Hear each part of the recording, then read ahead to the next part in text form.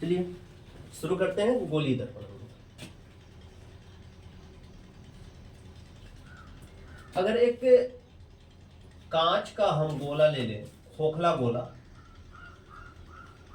इस कांच के खोखले गोले को हम बीच से काट कर दें, बीच से कट कर दें।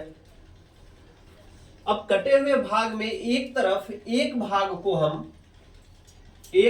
को बाहर की तरफ से पॉलिश कर दें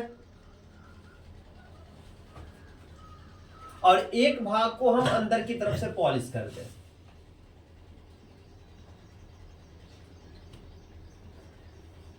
तो जिसमें हम बाहर की तरफ से यानी कि उभरे हुए भाग पर हम पॉलिश किए हैं उसको हम कहेंगे अवतल दर्पण।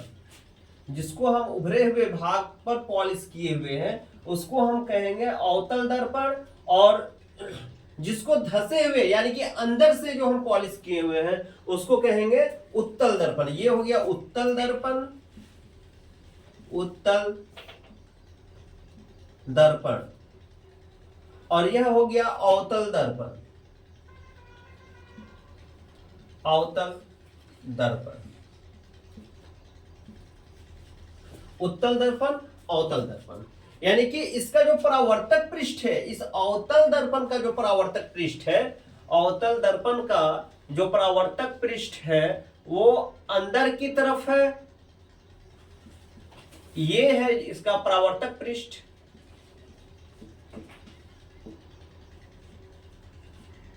परावर्तक पृष्ठ, और यह है कलई किया हुआ पृष्ठ। उत्तल दर्पण में परावर्तक पृष्ठ उभरा हुआ भाग होता है, यह परावर्तक पृष्ठ है, परावर्तक पृष्ठ, और अंदर की तरफ से पॉलिश किया हुआ होता है।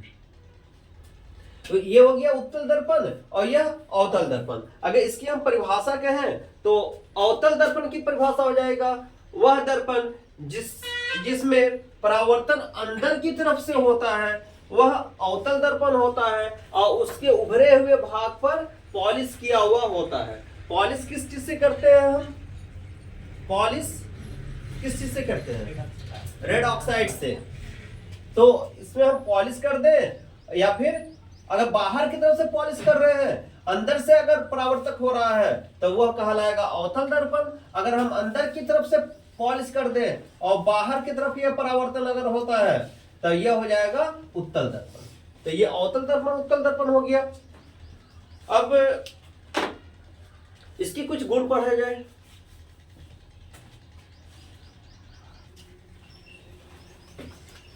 अगर एक अवतल दर्पण हम ले लें,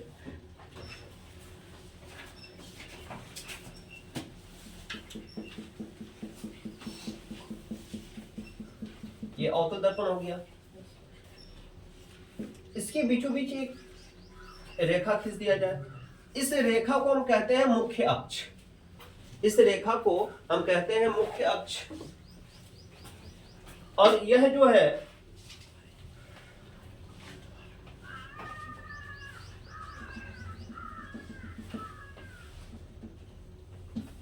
यह होता है द्वारक।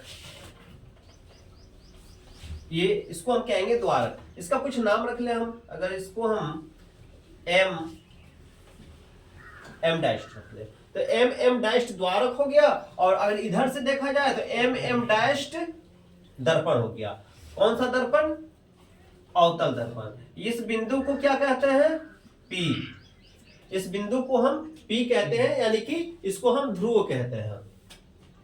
यहां पर एक पॉइंट आपको मिलेगा सी, जो स्फेरिकल मिरर था, जो गोला था, उस गोला का ये केंद्र, यहां से अगर त्रिज्या लेकर खींच दी जाए तो फिर वह गोला बन जाएगा। तो इसको हम कहते हैं वक्रता त्रिज्या। इस सी को हम कहेंगे, इस सी को हम कहेंगे वक्रता त्रिज्या। इसको कहेंगे हम वक्रता त्रिज्या। इस पॉइंट को यहां पे एक पॉइंट मिलेगा, इन दोनों के बीच में, ठीक बीच में एक पॉइंट मिलेगा, वहां पर लिखा जाएगा एफ। और एफ जो होता है वह मुख्य फोकस होता है, मुख्य फोकस, मुख्य फोकस। पी ध्रुव हो गया, सी वक्रता त्रिज्या, एफ मुख्य फोकस हो गया। अब P से बिंदु P से C की दूरी, बिंदु P से C की दूरी को हम कहते हैं वक्रता त्रिज्या। बिंदु P से C की दूरी को हम कहते हैं वक्रता त्रिज्या, और इसको कहा जाता है वक्रता केंद्र। C को कहा जाता है वक्रता केंद्र। यह वक्रता केंद्र हो गया। जबकि P और C के बीच की दूरी होती है वक्रता त्रिज्या, वक्रता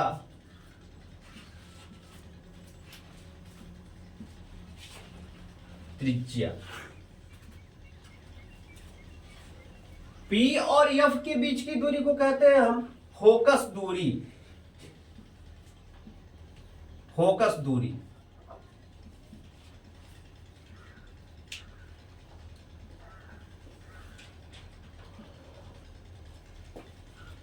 P और F के बीच की दूरी को फोकस दूरी कहते हैं, P और C के बीच की दूरी को हम वक्रता त्रिज्या कहते हैं। ठीक है, यहां तक ओके। यही कंडीशन उत्तल दर्पण में भी होता है। उत्तल दर्पण में अंदर की तरफ पॉलिश होता है। ये मुख्य अक्ष हो गया, यहां पर C F, यहां पर भी C हो जाएगा, इस जगह पर F हो जाएगा, इसको हम P बोलेंगे। यानी कि यह भी ध्रुव हो गया, और ये जो पूरा है यहां से यहां तक ये होता है द्वारक।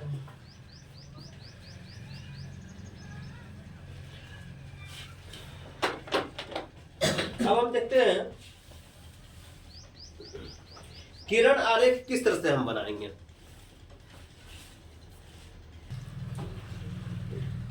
चलिए अब हेडिंग दीजिए, गोलीय दर्पण द्वारा प्रतिबिंब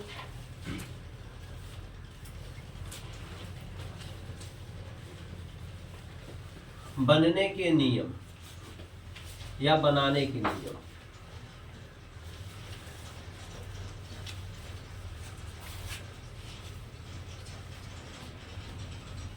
गोलीय दर्पण द्वारा प्रतिबिंब बनाने के नियम या बनने के नियम। अपना गोलीय दर्पण क्या होता है? उत्तल दर्पण और अवतल दर्पण। उत्तल दर्पण होता है और अवतल दर्पण होता है। तो यहां पर हम दोनों दर्पण को लेकर चलेंगे। इसमें 3 नियम होते हैं। प्रथम नियम, ब्लैक पेन से लिखिए, प्रथम नियम।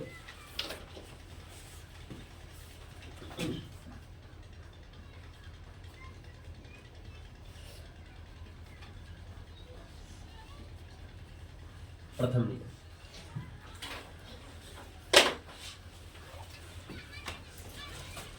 एक अवतल दर्पण ले लें हम। अवतल दर्पण में बाहर से पॉलिश होती है। और एक उत्तल दर्पण ले लें। एक अवतल दर्पण, एक उत्तल दर्पण।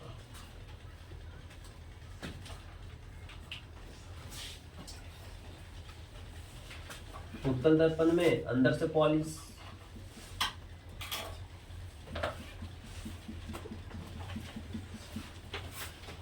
इन दोनों में मुख्य अक्ष होता है। ये मुख्य अक्ष हो गया, यहां पर लिया जाए।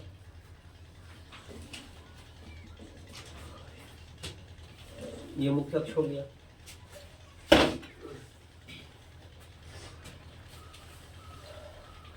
अगर गोलीय दर्पण में, गोलीय दर्पण का मतलब या तो अवतल दर्पण या तो उत्तल दर्पण में अगर मुख्य अक्ष के समांतर, मुख्य अक्ष के समांतर प्रकाश की किरण अगर आ रही है, ध्यान दीजिएगा, मुख्य अक्ष के समांतर, मुख्य अक्ष के समांतर प्रकाश की किरण अगर आ रही है तो यह परावर्तित होने के बाद फोकस से होकर गुजर जाएगी। यह परावर्तित होने के बाद फोकस से गुजरेगी। यह परावर्तित होने के बाद फोकस से गुजर जाएगी। यानी कि इस पॉइंट पर आपका फोकस है F और यहां पर आपका C रहेगा। C क्या होता है? वक्रता केंद्र, और F क्या होता है? मुख्य फोकस। तो गोलीय दर्पण में मुख्य अक्ष के समांतर आने वाली प्रकाश की किरण परावर्तित होने के बाद मुख्य फोकस से गुजर रही है। यहां पर देखा जाए उत्तल दर्पण में ये होता है ना, मुख्य फोकस से तो गुजरेगा नहीं। इसका ये कंडीशन है, यहां पर प्रकाश मुख्य अक्ष के समांतर चल रही है, गुजर रही है, ये ऊपर की तरफ मुड़ जाएगी, यह ऊपर की तरफ चली जाएगी इस तरह से, ये चले जाएगी ऊपर की तरफ। लेकिन यह प्रतीत होगा कि यह कहां से आ रही है? मुख्य फोकस से आ रही है। ठीक है, यह प्रतीत होगा कि यह मुख्य फोकस से आ रही है। उसके बाद ये प्रथम नियम हो गया। दूसरा नियम, द्वितीय नियम देखते हैं। द्वितीय नियम में द्वितीय नियम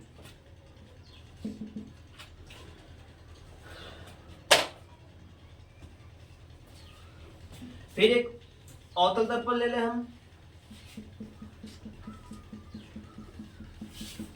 और एक उत्तल दर्पण ले लें।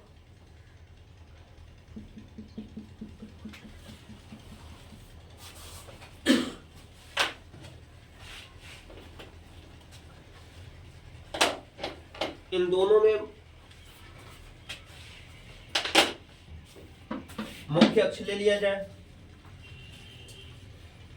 ये मुख्य अक्ष हो गया, यह मुख्य अक्ष हो गया।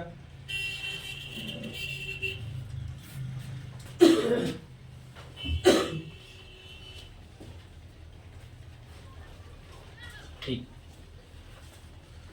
यहां पर F है, यहां पर C है, यहां पर F है,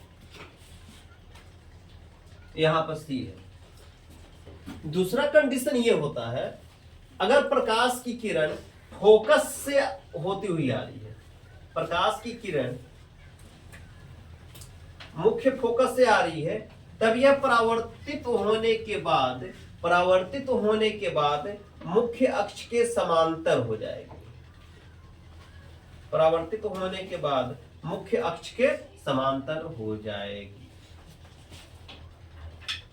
अगर प्रकाश की किरण मुख्य फोकस से आ रही है तो वह परावर्तन के बाद किधर चली जाएगी? मुख्य अक्ष के समांतर, मुख्य अक्ष के समांतर चली जाएगी। तीसरा कंडीशन होता है, हाँ इसमें देख लेते हैं। इसमें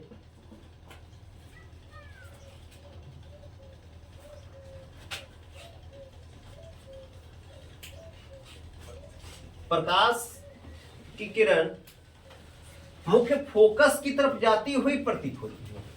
मतलब इसकी इधर तो जाएगा नहीं, इसके इस साइड तो जाएगा नहीं, तो इसमें होगा क्या? प्रतीत होगा, आभास होगा। अब यहां पर परावर्तन के बाद यह मुख्य फोकस के समांतर चले जाती है,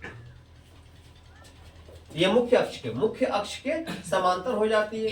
लेकिन प्रतीत क्या हो रहा है कि ये कहां जा रही है? F पर जा रही है। याद रखेंगे, प्रथम नियम ये कहता है कि अगर मुख्य अक्ष के समांतर कोई प्रकाश की किरण है मुख्य अक्ष के समांतर प्रकाश की किरण है तो वह परावर्तन के बाद फोकस से गुजरती है, परावर्तन के बाद फोकस से गुजरती है, और अगर फोकस से जा रही है तो परावर्तन के बाद मुख्य अक्ष के समांतर। यह याद रखना जरूरी, क्योंकि इसी आधार पर हम आगे किरण आरेख बनाएंगे। एक नियम और है, तृतीय नियम। तृतीय नियम में चलो पहले इतना देखते हैं।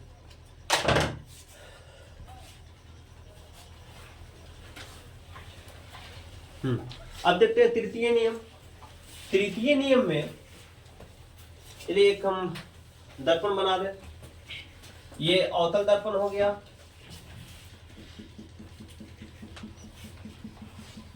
और यह उत्तल दर्पण हो गया।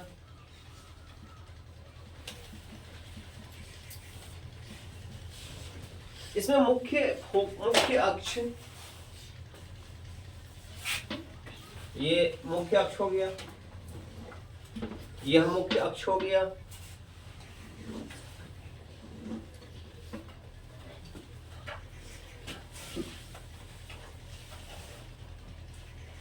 अगर अवतल दर्पण में यह किरण वक्रता केंद्र से गुजर रही है, यह बिंदु C से यदि गुजर रही है, बिंदु C से गुजर रही है, तो पुनः उसी रास्ते पर यह वापस हो जाएगी, पुनः उसी रास्ते पर वापस हो जाएगी। वही कंडीशन इसमें भी है, सेम कंडीशन। उत्तल दर्पण में भी यदि प्रकाश की किरण वक्रता केंद्र से होकर जा रही है तो वह उसी रास्ते से वापस हो जाएगी। मतलब इसमें तो प्रतीत होगा, जिससे अभी मैं बना रहा हूं। देखिए ये चीज, ये C हो गया, यह वक्रता केंद्र पर जा रही है, लेकिन परावर्तन के बाद पुनः यह इसी रास्ते पर वापस हो जा रही है, और यह आभास होता है कि यह जो किरण है वक्रता केंद्र से होकर आ रही है, वक्रता केंद्र से होकर आ रही है। यह तीसरा नियम हो गया। लिखिए इसमें,